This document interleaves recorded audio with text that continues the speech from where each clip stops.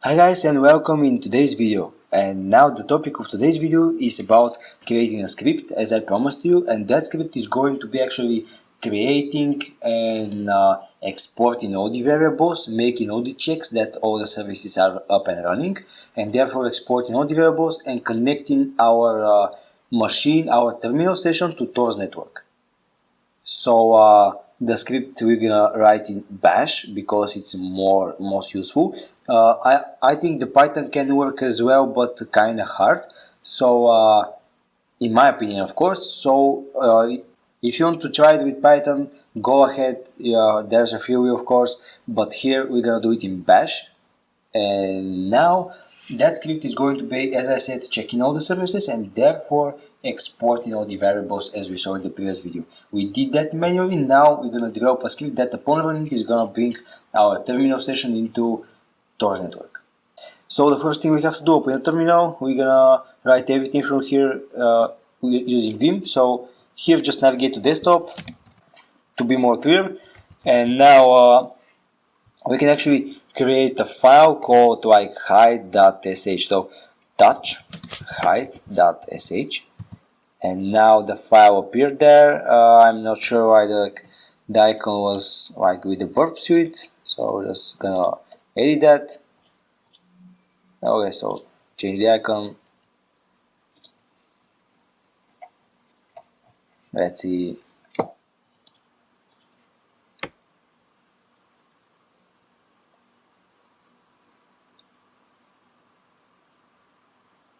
I really like to actually be structured and to have all the needed like icons to be like appropriate for the name and for the script. So I will get annoyed when some stuff like that happens. And so here, let's say go for O, and let's say we have executable. So type exe, and yeah, we have to. Okay, so now we're good to go. Click apply. Okay. Okay. Yeah. Okay. Sure. Now, now it's kind of better. Now just open with the Vim. So Vim hide.sh, and now as you can see, we have a pretty much empty file. Now we are going to start to build it from the zero. So insert and go for specify bin bash. So bin bash, and therefore it's always a good practice to keep some kind of notes or some kind of like usage options in order to, when you get unused to your tool, or if you don't use for a long time and you go back to the tool, just try to run it. But if you don't have usage options and there is something specific about the tool, there's a really big chance of you getting stuck and actually need to see the source code, what you have done, in order to see how to run that tool. So it's always a good practice to keep some kind of notes about actually how to use that tool and what does this tool make, because when you develop many tools, and there's a big chance of forgetting how every single one of them work and how every single one of them should be called. So here I just type here like echo to actually go for a new line, and go for like echo, specify with some kind of a symbols. It's depending on your choice, but I pretty much use that pattern. It's really good and it's really good to the eye. So go for usage, and therefore specify the usage store dot, and therefore run the script. And now here I'm going to actually explain in the later when we actually create the script why we have that dot here. So why we have that dot here, and don't worry about that for now. I'm gonna explain to you why we have that in the future. Just let me finish the script and I'm gonna explain everything about it in details. So echo, and oh, sorry, I forget to actually close that parenthesis. So here, close that. Okay, so amazing. Now we have like usage, another usage, and don't worry, I'm gonna explain everything in the future when we actually finish the script. So hide sh. Okay, so good. Now we can actually start to add some functionality to it, some actually work, and therefore let's go for like echo to make it more clear, more structured, and we can open like, let's say quit that, right, and quit that. Now open Tmux, create new virtual terminal with Control B and therefore C, which the Control B is the key bind to actually switch to modes. And like in the Vim it's escape, here is Control B, so Control B and C for create new like virtual terminal, and therefore with Control B 0 and 1 we can switch between the workspaces. So 0, and here go for Vim and open the exact same file, and here in 1 we can actually run that file to see what it does. So hide actually chmod +x, and that means we are making our file to be executable, so +x, and therefore specify the file. Now run the file, and we see the usage, we see the output, how it works. So from here we can actually start developing our tool and see in action how it works to be more structured and more clear and easy to use. So here we can go for like echo again, so echo, specify our symbol again, so here starting. Okay, now let's go and actually use another echo, so to be in a new row. Okay, so echo and then dash in E, which means to actually do not actually go for a new row after you finish that echo sentence. So let's go and actually first check our IP, external IP address. So here we can go and type here our symbol again, external. Actually, I think it's going to be better if we type all the words like in capital. So external IP address, and therefore here now we specify our command, which was curl https IP info, and therefore /IP. I think that was the command. Okay, so now here what this ini is going to do is basically whenever we type an echo, when we finish that echo sentence, it automatically go to a new row. But now when we type ini, there is not a new row indicator, new line terminal, and therefore the next command, if there's an output, is going to be executed on the same row. So you're going to see that in future. Let's just continue. So insert, and therefore go for like the more echo the better, because you're knowing what's happening in your program. So go for echo and another like brackets, parentheses.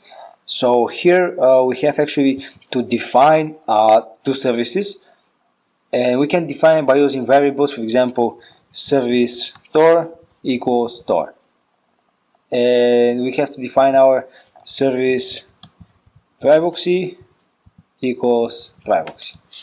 Okay, so it's actually a good practice to copy them and paste them in the very top of the file. So just escape, Control V, Shift V, sorry, the arrow, and then go for a D, go for the top, and press P. Amazing. Now go for insert. Okay, so now we specify the two variables which are pointing to our services. One of them is pointing to Tor, and the other one is pointing to actually privacy. Now it's actually time to specify our to specify the checks of our services. So we have to check in the script that the services are running. If they are running, then okay, export the variables. But if they are not running, try to start them and therefore export the variables. So so here we have to actually type one if statements, and if statements doing just that, testing and comparing different like parameters. For example, if that is true or if that is false, do that, and many more stuff. It's just programming logic. So go for if, and therefore double brackets, then type the $sign and another bracket. So PS, this is actually the program we use to go for the ensure the process. So PS-EF, and therefore grep, so pipeline grep, vgrep, another pipeline, and therefore specify grep and our service store. So service store, there specify grep again. We see -L, close the brackets, the first one. Therefore, we have to actually specify if that is bigger than 0, that means if it's true. So that means that the service is actually running. If it's 0 or less than 0, that means the service is actually not running, and therefore we have to start it. So close that brackets, And now keep in mind that in bash it actually matters if you put brackets like that or like that. So the space between the different symbols matters a lot, so you have to be careful about it. There's a big chance of getting like errors and exploring the code because you have some kind of a space, unwanted or unneeded space. So bash is really like sensitive in that point. So here we have to specify then. This means if that equals true, so if the process is bigger than 0, that means it's running. So then do what? So here then we can go here like for echo and therefore specify that our service is actually running. So specify the variable, so service, or actually we can hard code or specify the variables here. If we want more structured output, we can go and say like Tor is running. Like that, we are now saying that if that's true, so the Tor is running, so we don't do nothing. And therefore we have to specify the else statements, which is else, and therefore we can type echo. And now we are in the else statements where that if statement is not true, so our process is equal, or our output, sorry, is equal or smaller than 0, so that means our process is not running. So here we can specify that the Tor is not running, but the Tor is starting. So we can specify starting service, or actually starting Tor actually. Okay. Now here we have to actually specify the command that actually starts that service. So service and go for Tor start. Amazing. So or actually you can go to be more abstract and say service Tor start. This is way better. Okay, so now here we have to actually say that we are finished with our if statement. So type F5, which means finished. And now we have to do the exact same thing for our Privoxy service. So go here and actually let's create some space here. Okay, so here, go here and type the exact thing again. So if $sign ps -ef pipe grep v grep, and therefore pipe again grep service Privoxy, and therefore grep again pipe, sorry, lc-l, close the bracket, and therefore go for bigger than 0, close the brackets, then, and therefore echo Privoxy is running. And we do it that way because we can specify the service here again with like service Privoxy, but I want all the letters to be capital, and if we type Privoxy with capital words, it's not the same service, it's gonna get error. For example, if you go here and type service Privoxy status, you see the service Privoxy was not discarded, there is no such service, because the bash is case sensitive. So this is why I used to hard code it and say Privoxy is running, because I want to be more structured. Now here let's go and say else, and therefore go for echo. Oh, I forgot to close that again, so go here, close, go for echo, and specify our symbol again. So starting Privoxy, and therefore we go for service Privoxy start. Okay, amazing.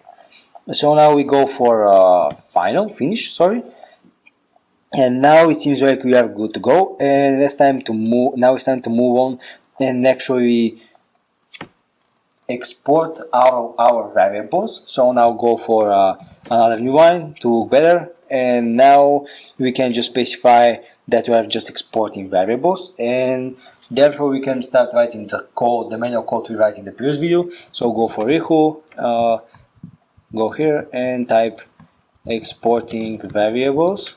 Okay, now here go for the export. So go for export http proxy equals 197.0.0.1.8118.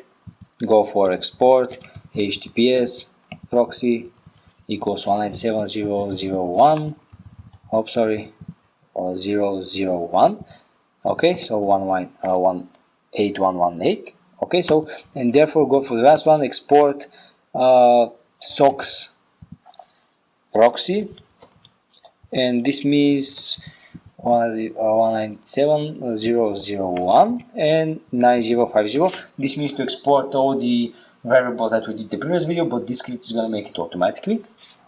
So now we go for new line again to be more structured, and therefore go for again validating our IP address. So we saw that here, actually here, we've actually used that curl command to see our IP address.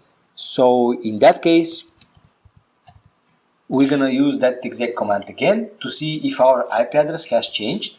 So here we can type curl https. Now we know the link, so IP info dash IP. So this is gonna check again our external IP address, but now it's actually a good practice to use that echo sentence again. So escape, shift V, yank, so Y, go here, P, amazing. Okay, sure. Now go for that, delete. Okay, so now here good. And now we have another IP validation, and now here we can go for insert mode again.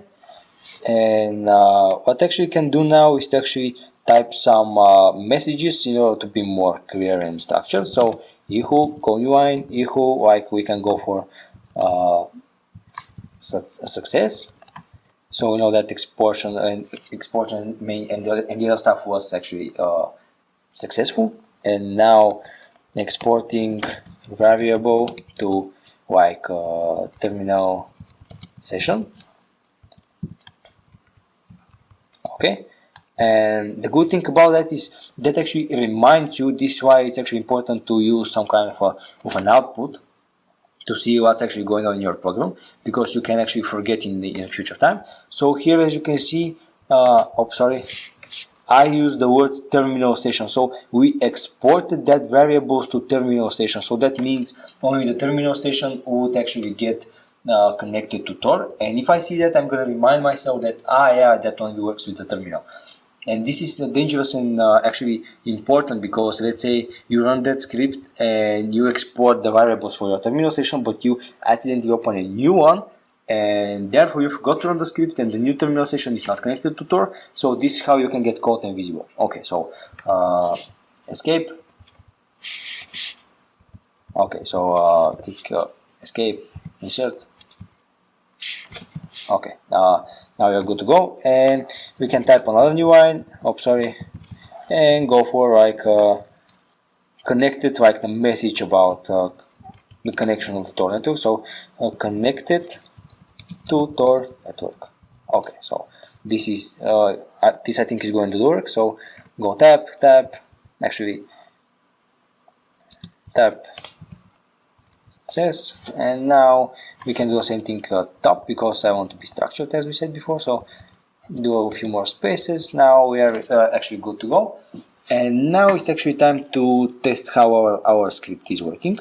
So here I can actually write that. So write, go for a 1, and now it's time to run that script. So height, now we have our IP address, exporting variables, not valid identifier, what? Oh, we have a syntax error here. We have defined prox. So go back here, proxy, okay, my bad, sorry, proxy, and equals.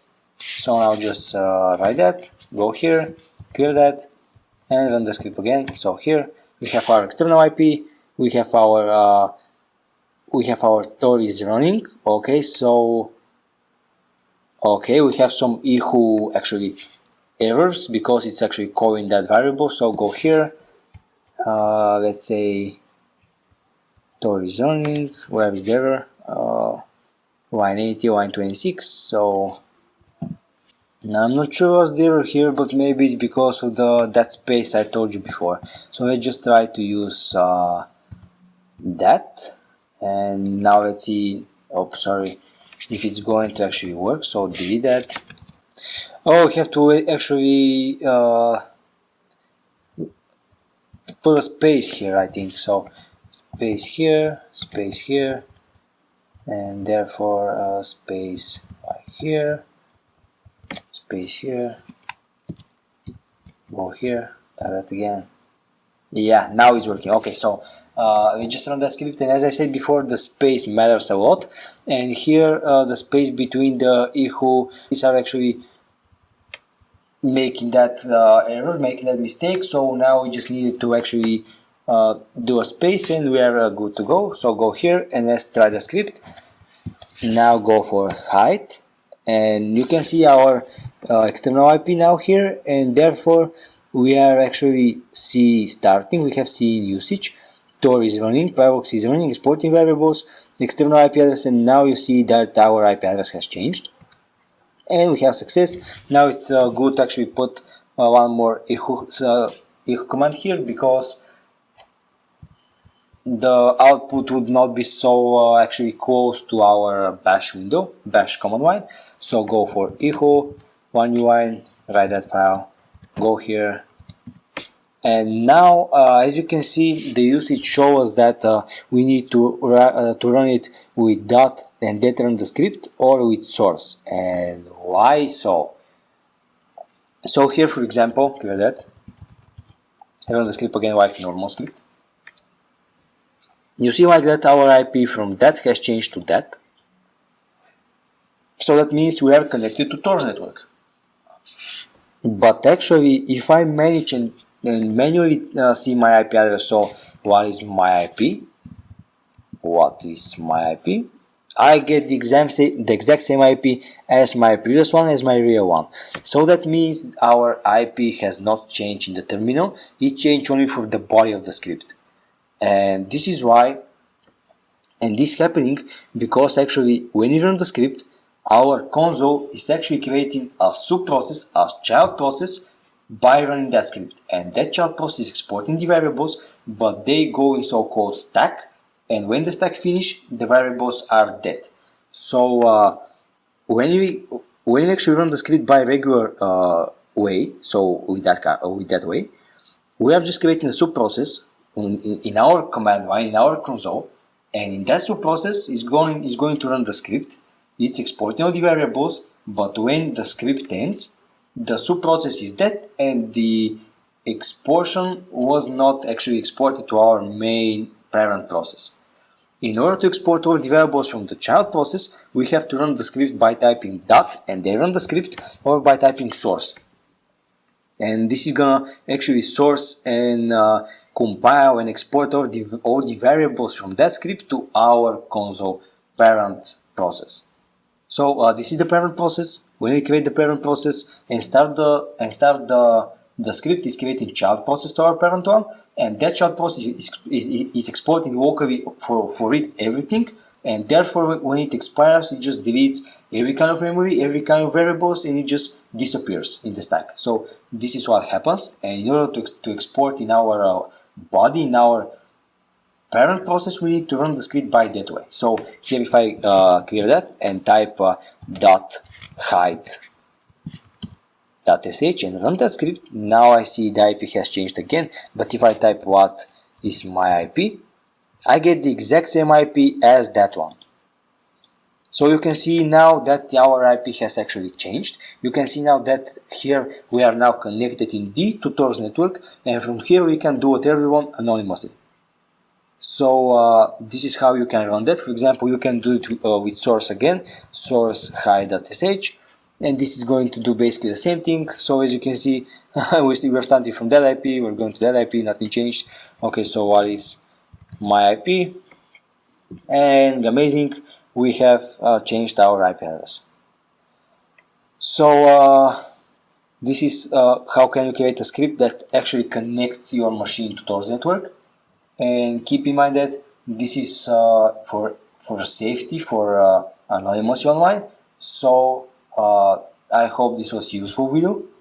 And this is like simple bash syntax. You see that you have to be really aware of the spaces, you have to be really aware of capital letters, and the bash is just a complex syntax, complex language, but as you can see, it can do the work.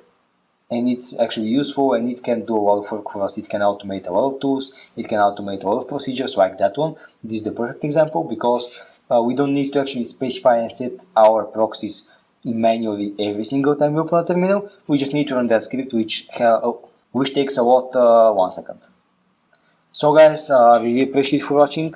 I hope this was really useful, and in the next video we're gonna see how can we actually add DOS from the Tor network. So this is going to be really interesting thing, really good topic, and we're gonna apply all the knowledge gathered from here in that module to actually use that and apply that kind of attack.